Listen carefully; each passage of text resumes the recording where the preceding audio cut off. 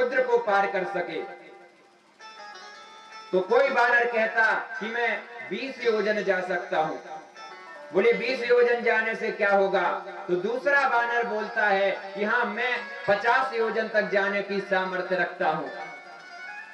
कोई कहता है मैं 70 योजन तक जा सकता हूं। किसी ने कह दिया कि मैं लंका पहुंच सकता हूं, लेकिन वापस आऊंगा इसकी कोई गारंटी नहीं। लेकिन महाराज हनुमान जी महाराज तो अपनी शक्ति भूले हुए थे। तुरंत समझ गए यदि इस कार्य को कोई कर सकता है तो निश्चित तौर पर श्री हनुमान जी महाराज कर सकते हैं। भगवान लगाते काम में सबको हैं, लेकिन महाराज देखिए सभी वानरों को अलग अलग दिशाओं में भेजा, लेकिन मुद्रिका हनुमान जी को ही क्यों दी? भगवान को कैसे पता कि यही माता सीता का पता लगा कर आएंगे, और हनुमान जी को ही मुद्रा का भगवान ने दी।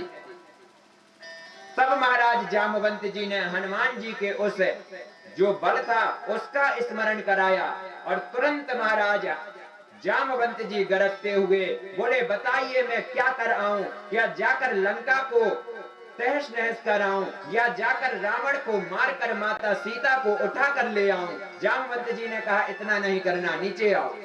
इतना नहीं करना, जितना प्रभु ने कहा है केवल उतना करना है।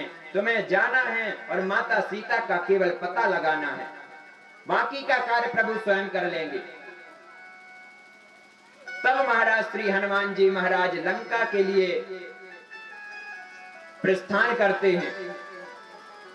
लंका में हनुमान जी महाराज प्रवेश कर गए और महाराज माता सीता का पता लगाकर और सारी लंका को फूंक आए। कहते हैं केवल विभीषण का घर सारी लंका में सुरक्षित बचा था, शेष सभी घरों को हनुमान जी महाराज ने जला फूंक डाला था। महाराज बोले महाराज इतनी भीषण आग में विभीषण जी का घर कैसे बच गया? जब पूरी लंका जल रही थी तो उसी लंका के अंदर तो विभीषण जी का घर था। बोले यही तो भजन का प्रभाव था कि विभीषण जी दिन रात तो निशाचरों के बीच में रहते हैं, लेकिन भजन के प्रभाव से सारी लंका जलने के बाद भी केवल विभीषण जी का महाराज घर सुरक्षित बचा। किसी ने हनुमान जी से पूछा आपने इनका घर क्यों नहीं जलाया? बोले मैं क्या बताऊं, कैसे जलाता?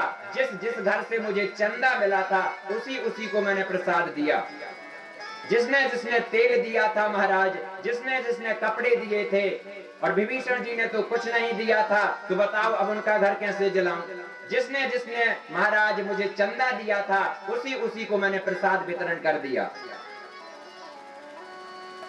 ऐसे महाराज श्री हनुमान जी महाराज, कौन महाराज उनकी शक्ति का पता लगा सकता है? श्री सुखदेव जी महाराज कहते हैं परीक्षित ऐसे अतुल्य बल्कि हम श्रोतव्य कीर्तितव्यश्च, कि क्यों महान हुए? तो